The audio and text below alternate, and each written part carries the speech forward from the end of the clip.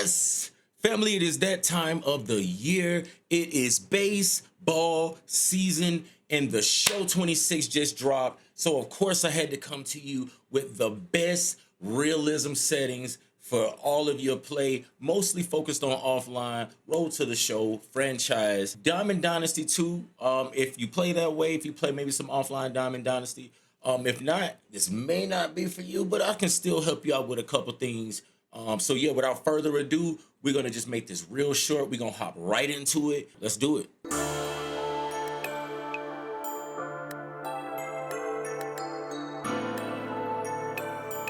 Supreme.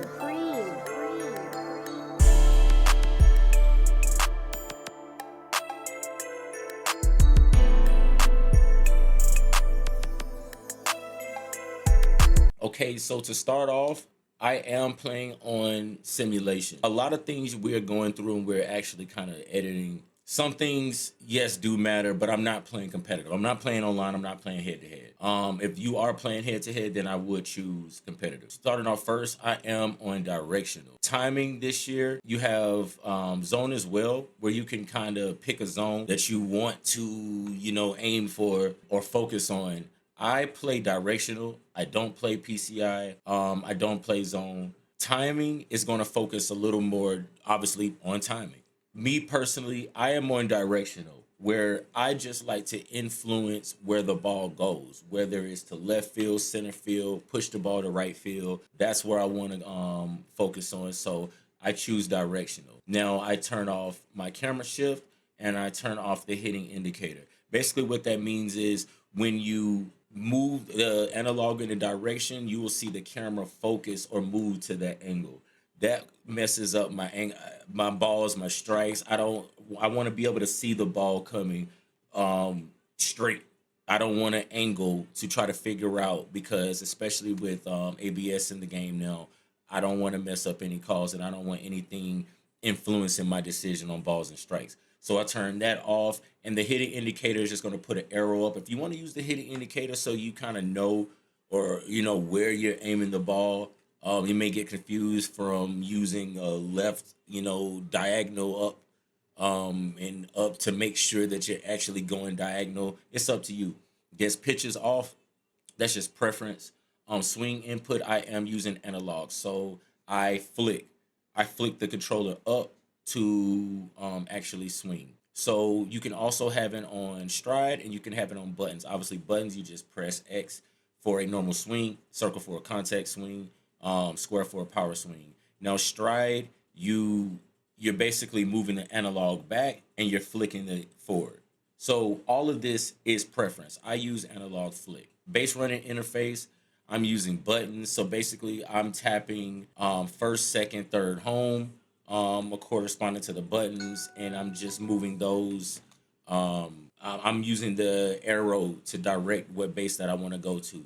So if I hit the ball, at the plate, I'm tapping circle, or I'm tapping X, and then I'm just moving it up to go to second, left to go to third. Other than that, we got the player log. This is going to be for your road to the show. I have it on fixed analog, and that's basically moving up to advance and moving down to return. Pretty simple. I had it on directional analog at first, and what that does is it changes the camera angle. So unless you like playing where the orientation of the camera decides what it's, put it on fixed analog, just make it easy. Up to advance, down to return. Auto base running is off. Auto sliding is off.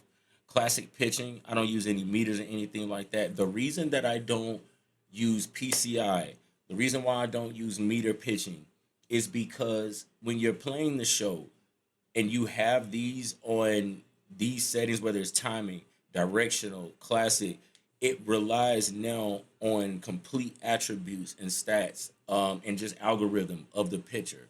I play for realism. That's what these settings, are for. All of these settings are for realism. So that's why I have it on classic, because some days I'm going to go out and Spencer Strider may, be throwing perfect balls and strikes. Then the next game, it's just not going to happen that way. And that's baseball, and that's the way that I prefer to play. My fixed pitch location is off. This is new, but I don't use it basically it centers the ball back upon releasing. So it's like when you're moving the analog and you're trying to place the ball, it'll move it back to the center if you don't actually like select that location. It says this pitcher begins pitching out of the windup and transitions to the stretch when the game situations dictates. You use windup and stretch for the most realistic. You can also now choose to just pitch from the stretch only, which is a nice addition as well. I actually have pitch calm off. I have it going through my controller speaker. So if you happen, because I stream, I don't want to have it going through my head as well. So if the stream catches it through the controller, then cool. Throwing interface, we're using button. You can use button accuracy if you want to. I don't prefer it for myself, um, just because I don't like to have to remember the accuracy. I just want to be able to get it and throw it. And that's like I said, most of these are going to be for your to your preference and to your liking. It's just I'm giving you a basis of the most realistic settings that you can have. Same for player lock. But field perspective is also this going to use universal triangle for second, square for third, circle for first base, and X for home. And of course, it translates to Xbox as well. I have on throw canceling. Throw canceling definitely can help when the situation may require it. I needed, 3 or 4 situations last night where I used throw canceling. So I have that on. I have off player lock, catcher fixed location, jump dive assistance is off. Reaction I have on, and dive reaction I have on. If you're looking for the complete challenge, turn them off. Infielder assist, as I have just a kind of mental rule for myself as I move up levels and road to the show, I'll turn them off. Like when I get to AAA, Major League, that's when I end up playing all the opportunities as far as base running, stealing, fielding, and then I actually play all of them. And we'll turn the assist off as well. But you can play obviously how you want. Of course, auto fielding off, auto throwing is off. I still have the vibration on. No tutorial tips. I am playing on Hall of Fame. If you are struggling, play on dynamic, man. This is your game. This is no reason. There's no reason to be out here playing on GOAT or anything like that. Like play your game. So if you are trying to learn, if you're building up, play on dynamic and let that difficulty go up with you. That is exactly how I started. I'm on Hall of Fame now. I did not actually notice that there was a fielding difficulty as well. So let's see. Um, you would have to turn on button accuracy for that. Show time lock, and I'll put this still. Okay, so easy and normal only two. I have them on normal. We'll just keep it on that. Auto bullpen warm up is off. In game pitcher is off. I do keep my shift on because I really don't have time to be shifting during the game. I keep on the personal umpire. That's just as realistic to me. Especially with the ABS. Um, Pitch clock is on. Injuries are on. Injections are on. Balks, I just recommend to turn them off, especially if you don't know exactly what constitutes a balk. Just keep them off. Um, Perfect close play calls. Nope. It's, realism here. Check swing appeals, of course. Wind is on. Quick CPU pitching is off. Everything that's quick, we turn that off. My hidden view is a zoom, and my in play view is going to be a broadcast. I use broadcast for all of my fielding and my in play views.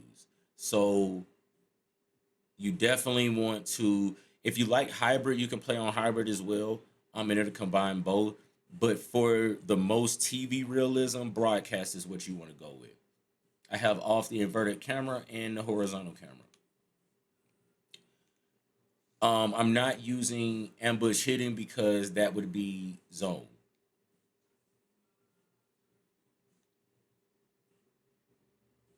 Okay, so we have additional info only. Um, it'll show the miles per hour, where the pitch was, what the type of pitch was. That's it. Other than that, we have nothing off. I mean, nothing on. Excuse me. It so we do keep on the player log base runner displays just in case. Well, we want to see where we are when we're playing Road to the Show. This is why I don't play first person mode on Road to the Show, because you kind of need to be seeing all angles and everything that's going on. Pitching info, I have pitch info only. And the info feedback is on just so I know. Um, and this doesn't affect classic as it says right here. So at bat, just so that you can see if you hold down R2 what it is, what the sequence has been. We have off the player marker rings, player shield display, just the attribute shields to let us know what some perks that they may have, and you can also turn those off as well. Actually, we will turn those off. We just want a clean screen. Turn the reaction display off.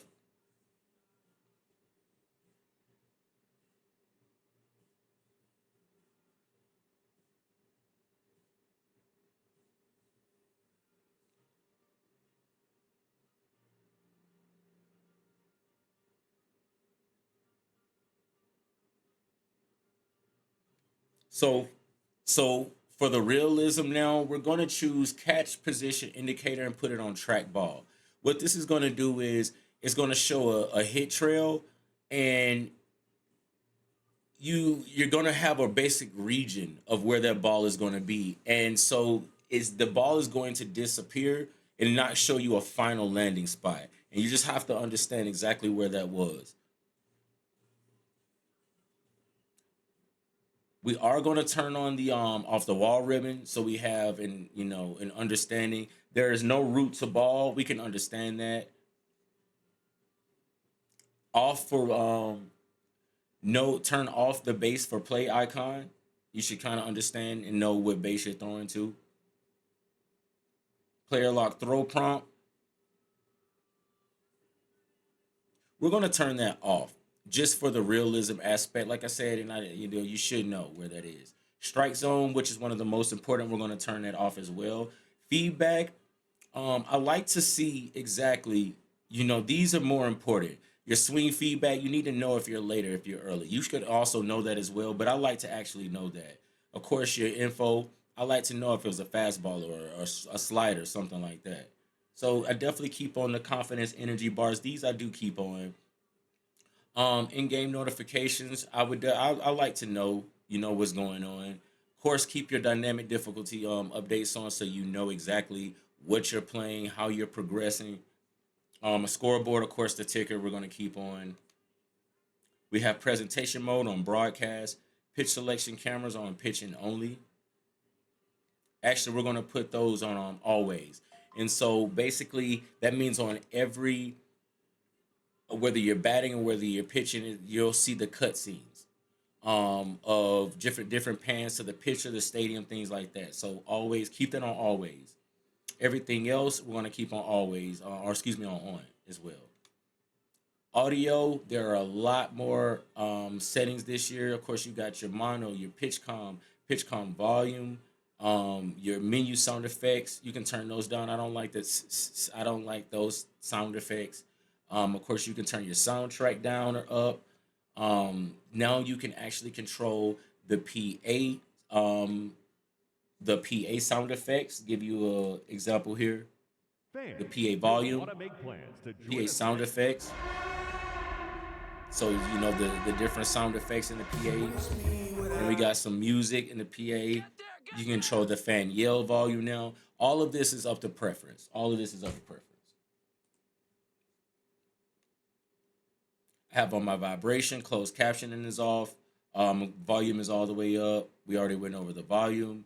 Um, these are where we wrap up, and this is going to be, of course, your franchise is going to be all manual, all manual for franchise, unless you like for specific things to be controlled by the CPU. So I'm going to do my 40 man, my lineups, my roster moves, but I'm going to keep my scouting on auto and let them bring scouts to me, and then I can make the final decision. Waivers, of course, we're going to put on manual. Hire and fire staff is on, and injury management is going to be on manual as well. Now, you can decide to do just only the MLB, which we'll probably go with, so we don't have to focus on every single league. Everything else, manual for trades, manual for free agency, manual for contracts. We need to know exactly what our players are getting. Now we can do manual for arbitration and renewables as well. Of course, we have on the interactive storylines. Of course, you can choose the manager mode as well. Center field, dugout, big W for that.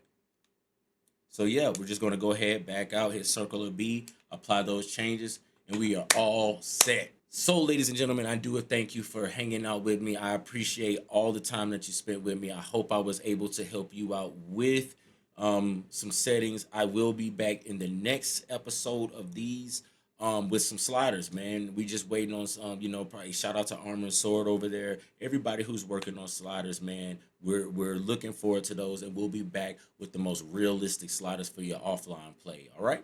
So until next time, you already know it's the King Supreme.